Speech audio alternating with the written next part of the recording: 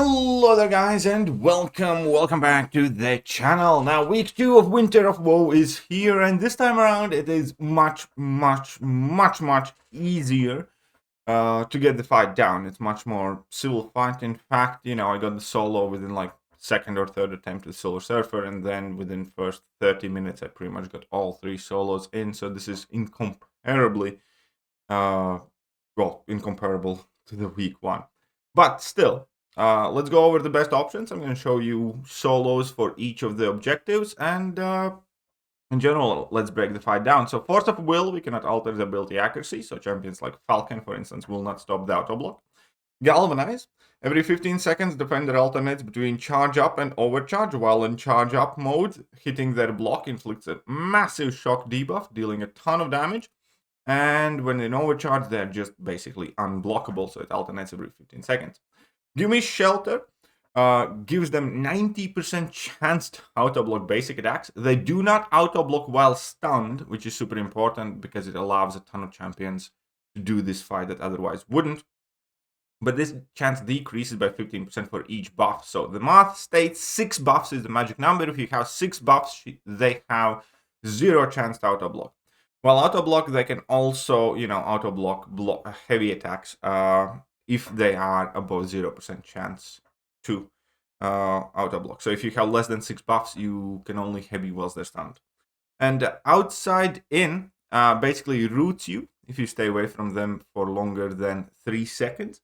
This one's quite easy to get by. It doesn't seem that intrusive of a node.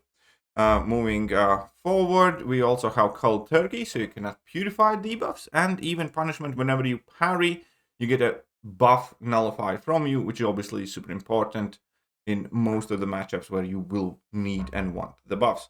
Right, so let's start up with my favorite one. So Silver Surfer absolutely destroys this fight. Everything Nebula does, Silver Surfer completely wrecks. Here I messed up. I messed up the start, but I wanted to leave this solo in because, you know, even if you mess up, Silver Surfer is just so good that he's going to work it around. I needed to activate that on Fury, but it's fine. So here I'm going to go for another armor up, which in hindsight was a mistake. I should have just written off my losses there before. But the basic idea is, with Silver Surfer, you can hit in her block safely. Because even if you do get auto-blocked and if you do get shock placed on you, you're not going to end up taking any damage. In fact, you're going to increase your own damage output with the bursts. And you will get a willpower heal, so life's good. So here, again, I made another mistake at the very beginning of the ramp-up. I genuinely had a cleaner Silver Surfer solo on the stream, but, you know, that's fine.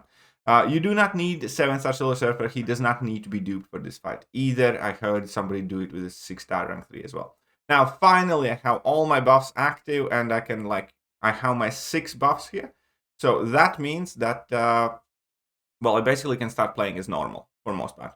After I'm going to activate my level 3, I will pretty much never have to deal with auto block again, because that's going to give me an aptitude buff, and then even when, you know, the power gain buffs go away, because at some point Silver Surfer holds 5 buffs, at some points it's 6 when your cosmic power comes back.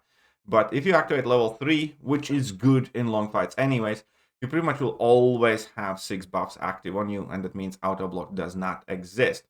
So here I got 21 shocks on me, which is fine. I do not mind at all. It's actually dealing decent amount of damage because of those shocks. And now I'm going to activate my level 3. And I got the 21 shocks because I got parried by Nebula. Sometimes I get silver linings for the supercharged AI. But here we go. So now I have all the buffs and all the shocks, and I can just play this as a regular fight. There's nothing special to it, aside from Nebula occasionally going unblockable. Towards the second half of the fight, my dexes will randomly fail me. It is something that I feel like has been happening quite a bit recently, where either inputs aren't registering or something, but I have definitely noticed it plaguing me in last week or so more than normal. But, you know, that's fine. We're still going to get the solo with the Surfer, as you can see here. I have my unblockable. I have all of the buffs needed. And Nebula is down to 33%. Jeez. So here we go. We bait out the specials. Obviously, level 1 is safer because you can just outrange that. Here I go. Drop my heavy. Nebula is at 30%. Sweet. I'm just gonna drop my level 2 there in a moment.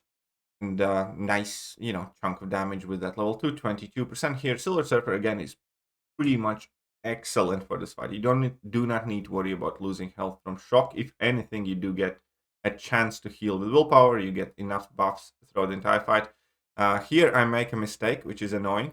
And I'm about to make another one, I think, in a second. We are going to see that. So I'm going for level 2. That's fine. And yeah, here, she catches me again. I don't know. But fine, whatever. So, drop in my heavy here. And she intercepts me. So, the end was very messy. But as we can see, the fight itself is super simple. Next up, Odin. And I didn't do an Odin solo on the stream. And it's actually significantly harder than the one that I did with Angela. At least it, I always end up messing up. The beginning of this fight is definitely kind of messy. But, that's fine. So, with Odin, the main thing is you can either go for getting some of your heavies in and getting those 6 energized buffs and trying to maintain them, because those energized buffs by themselves will pretty much provide you enough buffs not to worry about auto block. Or you can just have True Strike active the entire fight if you are, refreshing it with level 2 fast enough. And then, you're still good, because True Strike obviously prevents the auto block. So as soon as you get kind of set up, in this fight, definitely the beginning of the fight is the hardest one. Rest of it is fine. It's just, again, the start it up, which is quite annoying. Also, it's very annoying that Odin's buffs are expiring whilst you're using Relic. That does seem kind of unfair. I'm going to be serious there. I don't think your buffs should be expiring when you're using the Relic. Okay, so here I managed to activate my level 2 in time, and we're going to see, obviously, level 2 does a ton of damage as soon as we get to drop it. And the rest of the fight is effectively just trying to drop my level 2s. And yeah, not losing my buffs, obviously, because at the moment, well, I do have the 6 energizers. I think they fall off at some point, but as long as we have True Strike, we are fine. So here we played a little bit risky. And we're going to go for level 2 again in a second. We're going to see another significant, nice 191k burst of damage there. So it's kind of rinse and repeat. Just don't mess up. I think I will somewhere at the end, but we're still going to get the solo. But again, with Odin, it's definitely, once you kind of get yourself set up, the fight's significantly easier. But, so here we go. Here I messed up, but, it's fine. We're still alive. And she's at 22%. And I eat that load. I think this was the last mistake. That's fine. That's fine. Now we're gonna not hit in her block. I actually died twice with Odin when Nebula was in like last 10% because I accidentally hit the block. But here we go. That is Odin solo. And perhaps the easiest one is Venom the Duck. Sorry, not Venom the Duck. Howard the Duck. Howard the Duck absolutely destroys this fight because you have kind of like a super easy rhythm. You're probably better off switching on the auto button masher, but if you do it manually, you can ramp up faster. Either way, whether you activate the pre-fight or not, the entire plan of the fight is fairly simple. While she's in her, lightning mode, while she's not unblockable, you just play parry heavy game, and when she is unblockable, you just play normal, and that's it. Like with Howard the Duck, it's super easy. So this is the final, the Paragon objective, right? And you can parry freely with Howard the Duck because of the amount of buffs that you gain. It doesn't matter that one of your Furies get nullified because you're just going to gain more anyways. And the entire playstyle is going to be this. Whilst you see the lightning symbol, just parry heavy, ramp up, If you have Despair, those 20 armor breaks are going to take care of healing by itself. And once you see the unblockable symbol, just basically play as normal. And slowly but surely, you will ramp up. One thing that kind of helped me, because I noticed when I activated level 2, I was often in danger of getting rooted because of that stupid node and level 2 kind of like pushing you away. So at some point, I switched to just dropping level 3s when the unblockable starts as soon as I bait out a special attack. And there is a solid reason for that, because your level 3 gives you a stun, right? And you don't need to be hitting Nebula to be ramping up. So here we can see that in practice. So I'm activating my level 3 here, and I just dash close to her, and then I'm just getting some furies. Whilst I don't want to push her, you know, to pass 2 bars of power just to be safe. And now back again. The lightning mode is active, and we're just parry heavy. At this point, we're already at like 40 furies. And I could have finished this fight faster for sure, because I kind of overdid the ramp up. I should have just realistically played normally as soon as I hit the 50 furies for the first time, and then only now and then to kind of replenish the furies. But I kind of just got in the rhythm, so I didn't want to mess around with it too much. But we can definitely see here that, you know, Nebula is going down relatively quickly. So this is an unduped level 1 Howard the Duck. And yeah, that Nebula is getting absolutely wrecked here. And I'm, you know, redoing my finish ramp up. I'm at 50 Furies now, which is awesome. Actually, I don't think I wanted to do a level 3. I was kind of hesitant here. I definitely had no need for that heavy. I could have went just for a full combo, but that's fine. At this point, obviously, Nebula is halfway down, but at the same time, our ramp up is finished. So obviously, we're going to close out the fight faster because, you know, significant portion of this fight is the ramp up, getting those, you know, furies up, and then you're doing a ton more damage. At this point, we have like 20k mediums, so you know, decent, significant amount of damage.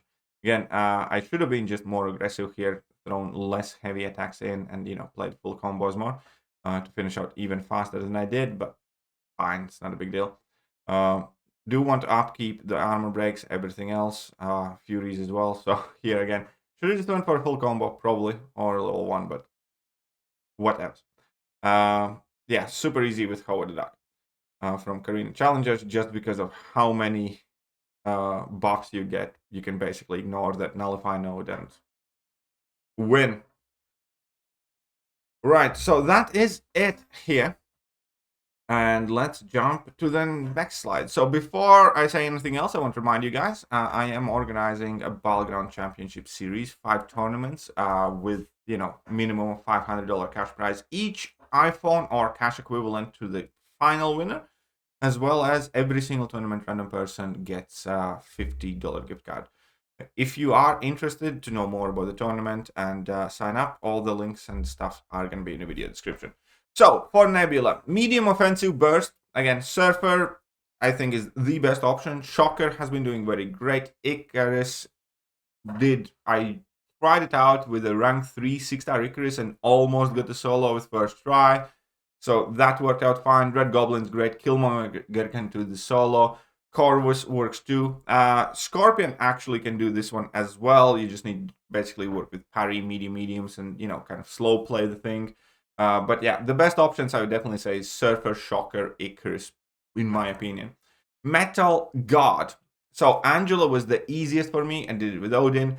I did it on stream with Valkyrie as well. I didn't quite get the solo. I messed up in the last 20%, but it's definitely soloable with Valkyrie. It's just, again, you kind of need to be a bit clever about how you start up. In the first cycle, just do parry, medium, just before you get your first pierce. And then just hit her block whilst she's unblockable. Then you're not getting the shock. And by the time you get level 2, reverse your combo.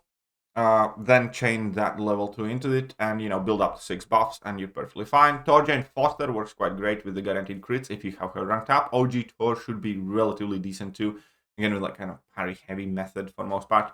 And then with Karina Challengers, it's kind of straightforward. Perhaps there are more decent options, but from what I have seen, it's Howard the Duck and Mole Man can do it decently well too. I assume there are a couple of other decent champs for this, but yeah, I think it's Howard and Mole Man for the Valiant players that you want to look at. With Mole Man, you effectively do not want to enter the frenzy. You just want to maintain your true accuracy and, you know, get it down slowly. That's about it. I hope this video was useful, and if it was, hit that like button, hit that sub button, and I'm going to catch you guys soon. Bye-bye. Hello there guys, and welcome back to the channel. So we have all the information about